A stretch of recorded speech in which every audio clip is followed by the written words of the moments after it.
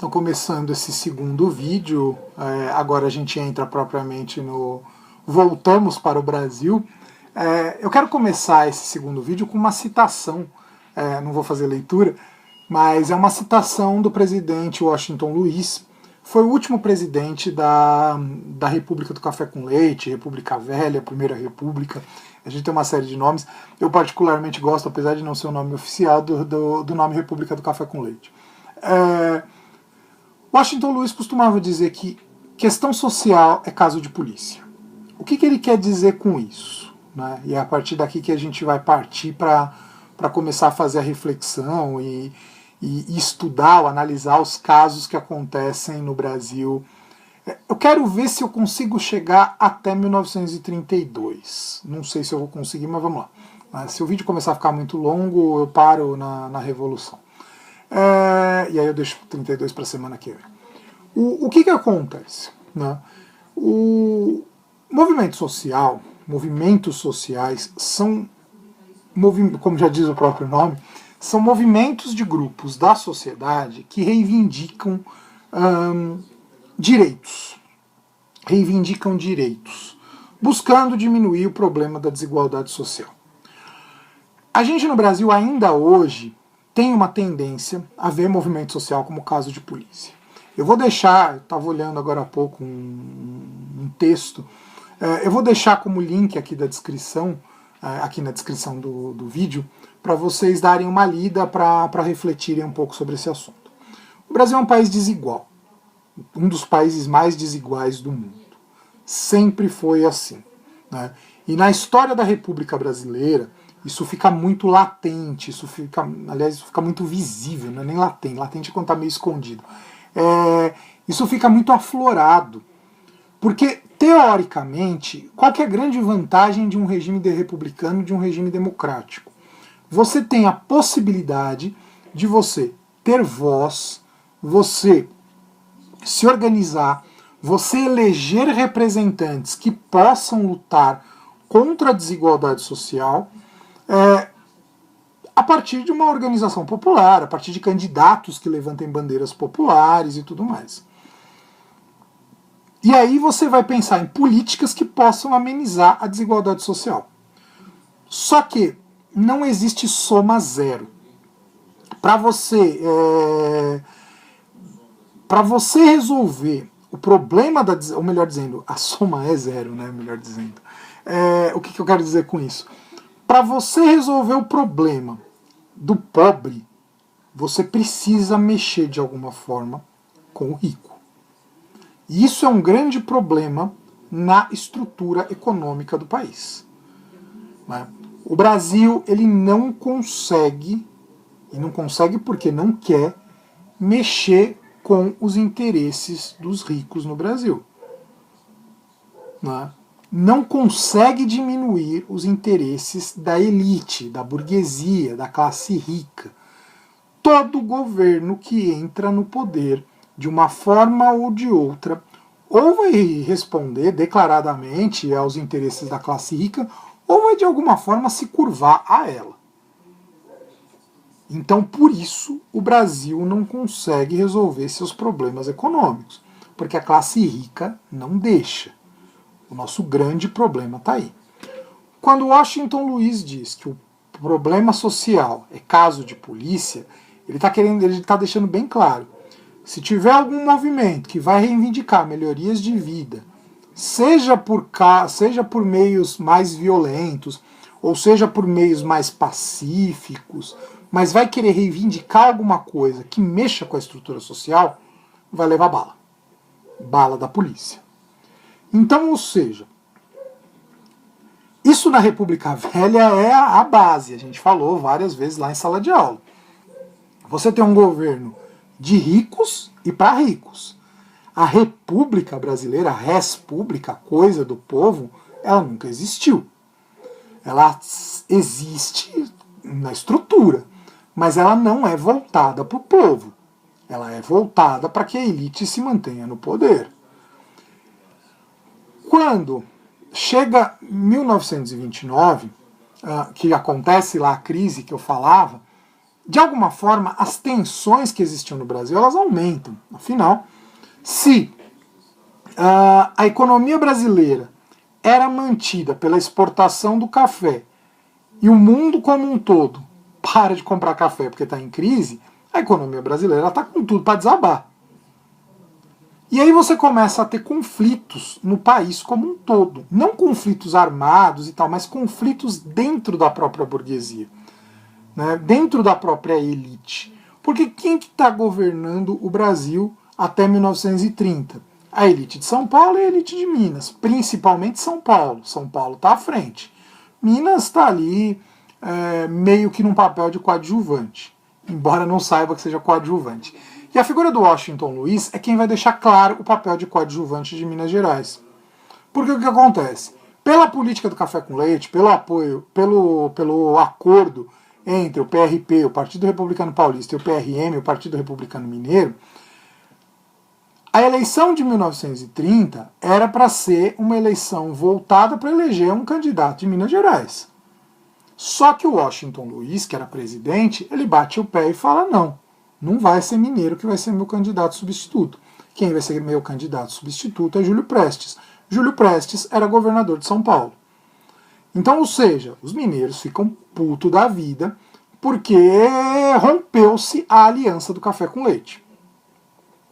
Ao mesmo tempo, a gente está vendo sendo formada a chamada Aliança Liberal.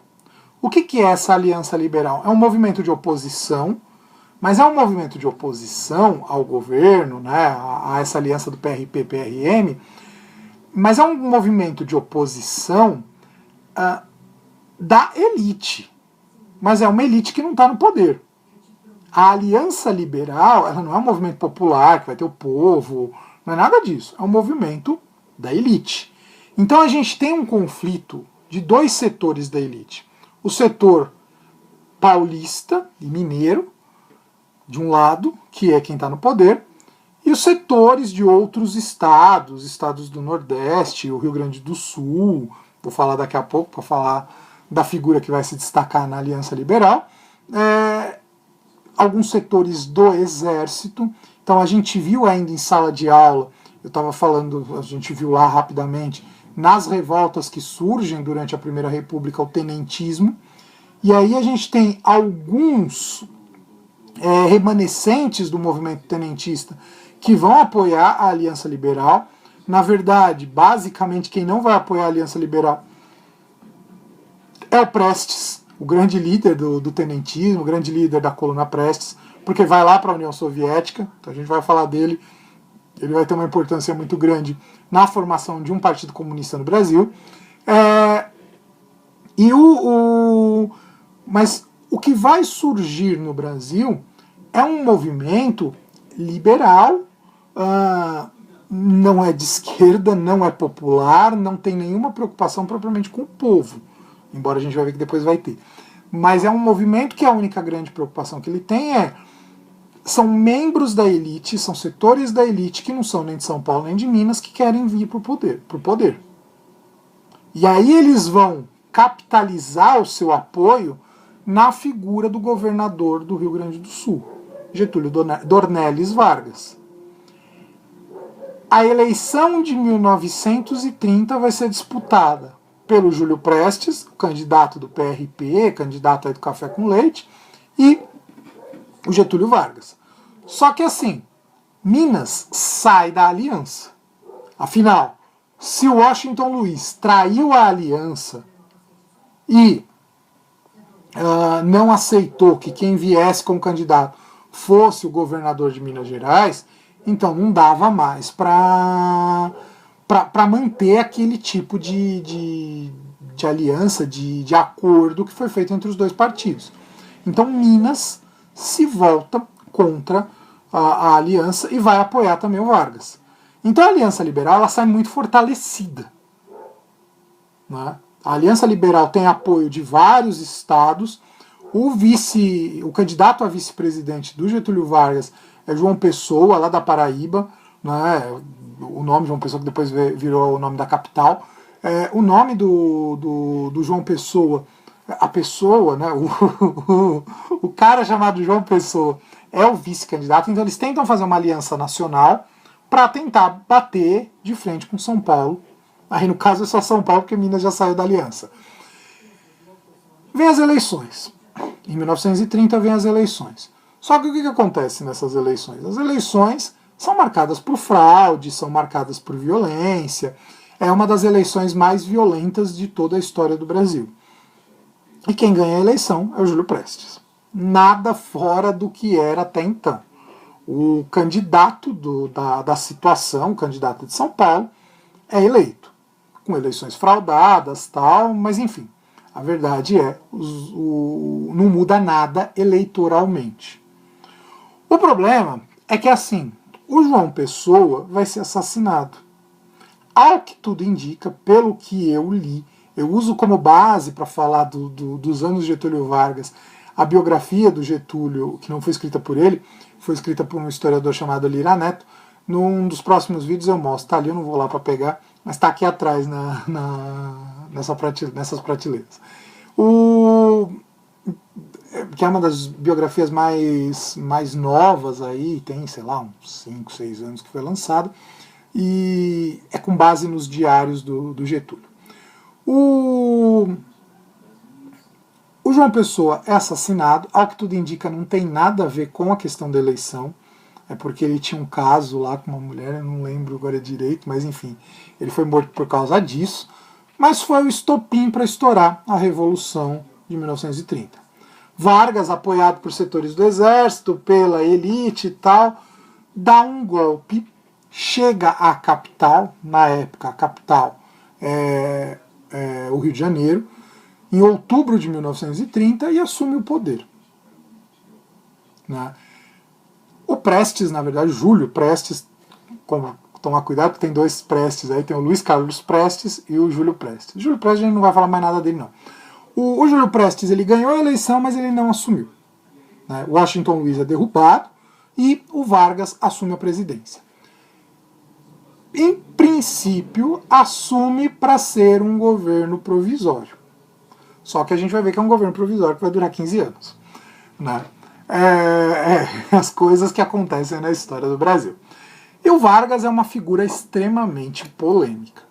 Né? Porque ao mesmo tempo que ele flertou com o fascismo, flertou com o nazismo, quase entrou, já citei isso nos vídeos de nazifascismo, quase entrou na guerra do lado do Hitler, tal. Ao mesmo tempo que o Vargas flerta com o fascismo, o Vargas trouxe melhorias enormes para a população mais pobre, principalmente para o povo trabalhador. Tanto que passou para a história como com o apelido de pai dos pobres. E é complicado, porque realmente algumas conquistas de trabalhadores veio graças ao claro que houve movimento dos trabalhadores e tudo mais, mas veio no governo Vargas. Veio porque o Vargas aprovou. Então, assim, é uma figura polêmica, é uma figura bastante polêmica. A gente pode dividir o governo Vargas, né? O Vargas ele vai governar o Brasil, inclusive, por 2 vezes, são 15 anos, depois ele volta eleito, mas ele vai governar o Brasil. Nos primeiros 15 anos, a gente pode dividir o governo dele em 3 fases. A primeira é o chamado governo provisório, que vai de 1930, quando ele assume, até 1934. Depois a gente tem o governo constitucional, que vai de 1934 até 1937, que ele é eleito indiretamente, mas é eleito. E depois a gente tem o governo, a fase do Estado Novo, que é a ditadura. É uma ditadura. O Vargas estabelece uma ditadura no Brasil, em que vai ter perseguição a comunistas, perseguição a toda a oposição, fim de liberdade de imprensa, enfim. É um período terrível na história do Brasil. Por isso que eu falo que é uma figura bastante contraditória. O Vargas chega ao poder e ele vai fazer 2 principais reformas. Para a gente ir concluindo, deixa eu falar um pouquinho das reformas que o Vargas faz, e acho que eu paro por aqui. O Vargas ele vai fazer 2 principais reformas no Brasil. Uma delas é a reforma política, a reforma eleitoral, e a outra é a reforma trabalhista, né, que depois vai dar origem à CLT. Mas ele vai criar algumas coisas. Primeiro, para haver honestidade, para haver transparência nas eleições. Ele vai criar o voto secreto. Então lembram lá, eu disse quando a gente estava trabalhando, estava estudando República Velha, isso ainda em sala de aula, que o voto não era secreto. Então eu não tinha como chegar lá, né, tendo o coronel, chegar a votar em alguém que não fosse o que o coronel indicasse. Eu provavelmente morreria. O Vargas, ele estabelece o voto secreto. Ele estabelece a cabina de votação. Então eu não tenho mais que prestar contas em quem eu estou votando. Segundo, ele vai estabelecer o voto feminino. Até 1932, mulher não votava no Brasil. Mulher passa a votar a partir do governo Vargas. E depois a gente vai ter a questão dos direitos trabalhistas. Entre eles, o principal, o Vargas vai aprovar o salário mínimo. Então, com o Vargas, começa o chamado salário mínimo. Até então, não existia salário mínimo. O trabalhador pagava aquilo que ele achava que ele tinha que pagar. A partir do Vargas, claro que não é tão assim direto, mas enfim, começa pelo menos se torna lei que o empregador tem que pagar um salário mínimo. O salário mínimo era mínimo mesmo, né? Era coisa de, sei lá, acho que era $12, né? Claro, $12 há 100 anos atrás, há 90 anos, não era o que é hoje, mas mesmo assim não quer dizer que era um grande valor, né? Era o mínimo para a pessoa poder sobreviver. O Vargas, ele tem uma grande preocupação: desenvolver o capitalismo no Brasil, né? Isso é muito importante a gente entender, porque as reformas que o Vargas vai fazer durante o governo dele, e depois os sucessores dele, vão mostrar que assim, o Vargas, ele tinha uma preocupação de desenvolver o capitalismo no Brasil. E para desenvolver o capitalismo no Brasil havia uma necessidade de combater a desigualdade social, né? O Vargas é muito difícil dizer que ele era comunista, porque assim, o cara perseguiu o comunista. Mas a gente tem algumas figuras, né, da história que estão ligadas ao legado varguista, principalmente aí a gente vai ter o João Goulart, que são colocados na história como presidentes comunistas, presidentes esquerdistas e tal, e não foram. Não foram. Na verdade, se a gente for analisar a ferro e fogo, o Brasil nunca teve um presidente de esquerda de verdade, né? Como eu já disse, eu quero em um momento fazer um vídeo com mais calma para vocês do que é esquerda e direita, porque eu tenho falado muito disso e eu não sei se todo mundo sabe exatamente. Eu falei outro dia bem en passant, e não é legal ficar só nessas definições rasas, é bom a gente tentar dar uma aprofundada. Eu vou fazer o mais breve possível esse vídeo sobre direita e esquerda, que aí eu vou aconselhar para todo mundo, né? Eu vou aconselhar para todo mundo, para todos os meus alunos. E eu vou... Mas assim, o Vargas não é de esquerda, nunca foi de esquerda, mas é um presidente que trouxe uma preocupação com tornar o Brasil menos dependente. Por isso que é uma figura polêmica, porque teve seus erros, teve suas questões inaceitáveis, principalmente relacionadas à perseguição aos direitos humanos. A gente vai falar da história da Olga, eu acho que é uma das histórias exemplares do que o quão execrável é a figura do Vargas em alguns pontos, mas o quão necessário também ele foi para a economia brasileira, para o desenvolvimento do Brasil. Por isso que é uma figura polêmica. Basicamente o que eu queria falar nesse vídeo era isso. Eu queria falar da Revolução de 32, mas não vai dar. De qualquer forma, eu vou deixar no link desse vídeo também um vídeo do Buenas Ideias, que é o canal que eu já citei algumas vezes, que fala sobre a Revolução de 32. Eu vou falar sobre a Revolução na semana que vem, mas eu vou deixar um vídeo que eu acho que é interessante vocês já verem, para já irem pensando um pouco, já irem se familiarizando com a ideia. E o Eduardo Bueno, ele sabe trabalhar com bastante bom humor, tal, ele é bem descontraído, muito mais do que eu aqui fazendo videoaula. Vai ser muito interessante de vocês verem, para entenderem um pouco o que foi o governo Vargas e essa situação toda da Revolução de 32. Basicamente com isso, então, eu encerro esse vídeo, que ele já está ficando longo, e a gente volta a se falar aí na semana que vem, ok?